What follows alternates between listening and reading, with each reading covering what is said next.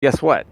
You get treated like a certain way. And I'm not going to go into the police part of it because, look, everybody can make their point. You talk to a cop for half an hour, and he'll tell you why he does what he does. And you talk to somebody that's been harassed growing up, and they'll say, this is the way it is. It's not my opinion. It just is this way. So I think it's very unfortunate because it's ironically that we need the police in the areas where sometimes they don't feel welcome. And I think that if you put the good versus the bad, I think that it's a shame if those areas don't get policed because they feel like they're not wanted. And I think of the old lady that's by herself or whatever. She's the ultimate victim. And believe me, that one guy that was shot on Facebook Live, the elderly man. Gosh, I mean, wouldn't that be great if somehow we could have got to this guy earlier and the person that murdered him live on Facebook and shot him because there were more police around, but apparently there wasn't. So it's just I guess that's life, and the good with the bad. So anyway, any event, you have a person that's telling everybody, okay, we're in racist America, and I'm sure he has a lot of good things, but the good things are, he's kind of burying the lead, so to speak. But my point is, what about the things I talked about? If we could get that through to the community, whatever it is, to hey, here's how white people are successful. If you want to separate it like that, it's anybody. I mean, I could the CEO of what was it, Hewlett Packard. You can just go down the list of black CEOs that are good. A lot of investment gurus that I listen to. Thomas Sowell, he's a great author, economist. I mean, you look at politics. We had our Secretary of State, Colin Powell, and then Condoleezza Rice, and all these great people that were successful. How did they get there? Is it because Whitey said, "Oh, well, you know what? We're going to give it a token black position right now"? No, it's because these people are good, and they're the best at what they did, and they got to the top. And I think if any one of those people would have heard, "Hey, the man's gonna, got his foot on your neck. You can't do it, and we got to get together. We got to go protest." And I don't think they would have been as successful as they were. Again, you cannot bury the lead. And if these things are true, I don't know all the information. They could all be true, every one of them. But I think that your life will be affected less if all these demands got met versus if you were to implement these things that make these people very successful. In fact, some of the most successful people in the world. I mean, you look at our president, our former president. For all the preaching of racism that he did, there was a lot of working his tail off.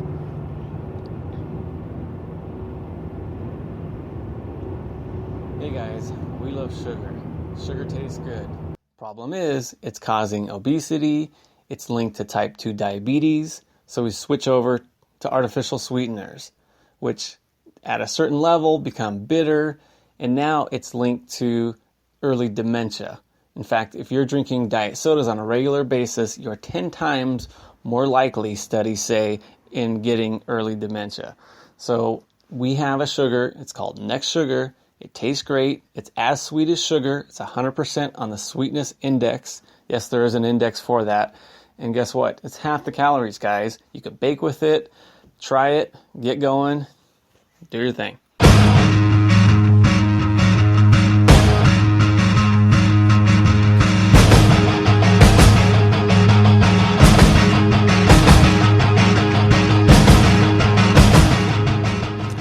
All right, guys. And I hate to talk about race like this because I think ultimately we need to be Americans.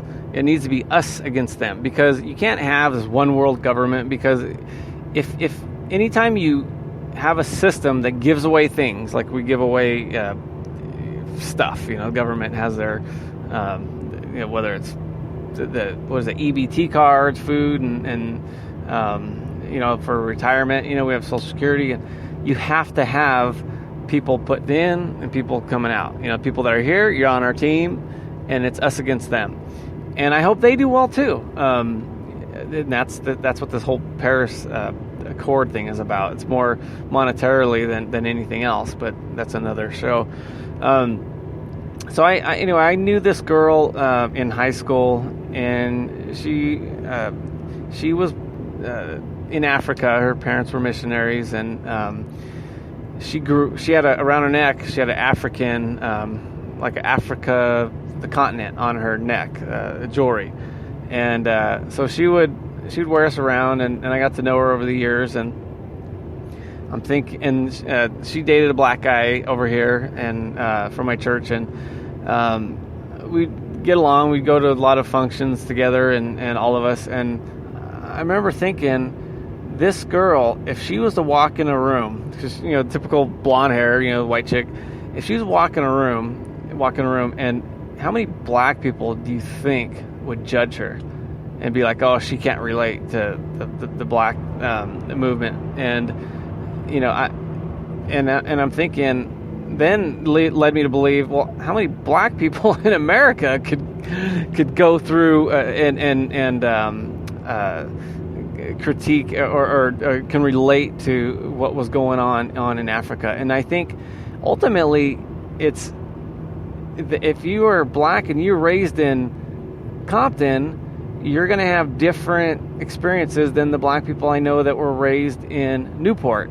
So are we just talking about the color of our shoes eventually? I mean, if it's just how you were raised and not the color of your skin. And again, I'm not saying there's not a percentage of racist, but I think that's a two-way. I think everybody has people that don't like people that are different. That's just the way it is. And even within black people, they probably don't like certain black people.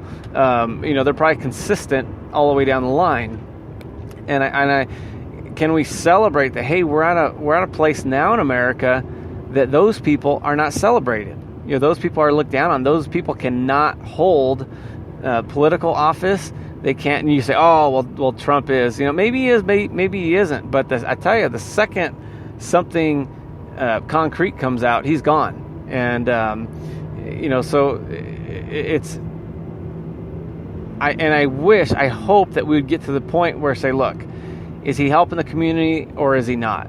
And let's go based on that, and like the unemployment and things like that, because we're all on this plane. The plane's already took off, the wheels are up, and we're going. And let's all at least get behind the pilot, and at the very least. And as soon as it lands, when it's time to pick another pilot, we'll do so. If you want to throw the pilot out, the problem is you're not going to like the co-pilot either. And that's just, no matter what your politics. I remember when people were like, oh, yeah, let's get rid of Castro. Well, Castro's kids are probably worse than he is, and, I always say that it's well, I don't want to get into politics too much any more than they have. So it's like my grandpa, when he came over, he had it pretty bad. And I know that some people say, oh, well, if you come over, you're better off because, yeah, the slaves had it bad. And I forget who said this in the media recently. But the second generation, they have it better than people in Africa. And I know some people say, well, Africa is doing great. They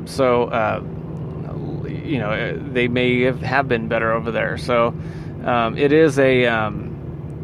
I got a cop passing me up right now as I speak. So I guess you have to have your phone in the cradle now. And your laptop and everything. It's just, everything's a potential ticket. So... all right, lucky me.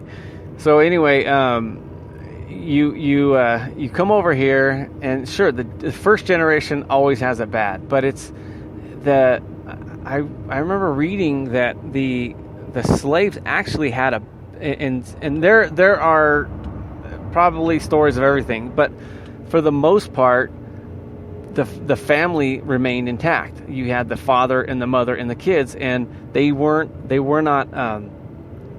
didn't suffer in that way that would hurt you. Because I think the biggest thing is if you don't have the dad around, if the dad's splitting, then guess what?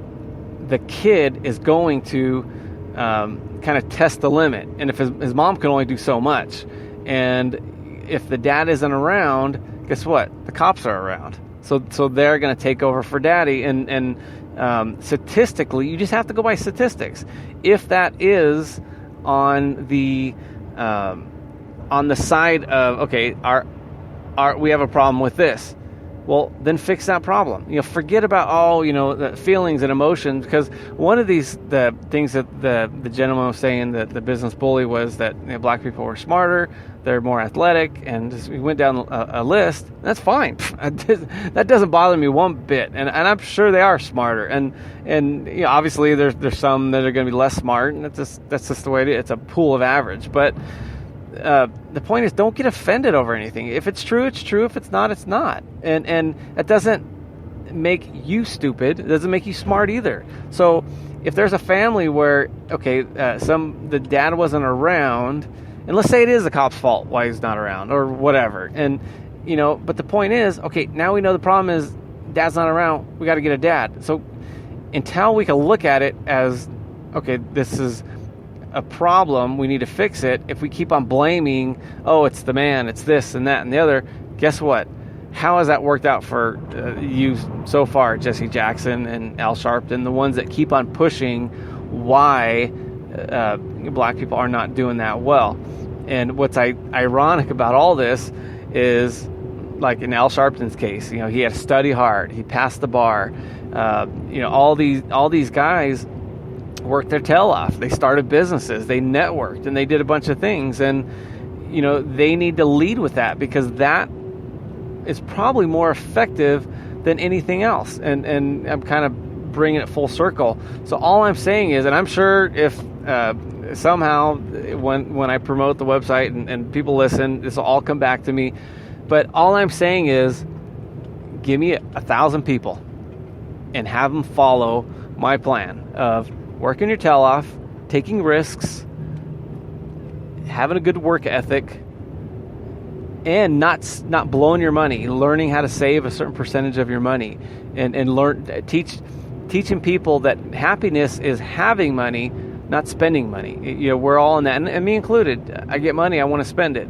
So if you could teach these things to people, they will be more effective. And again, I'm not saying those things don't exist, maybe not in the numbers that, maybe it's a little disproportionate to where you're living or how often, or people's motives. But I'm saying is that needs to take a back seat to what could really help you out.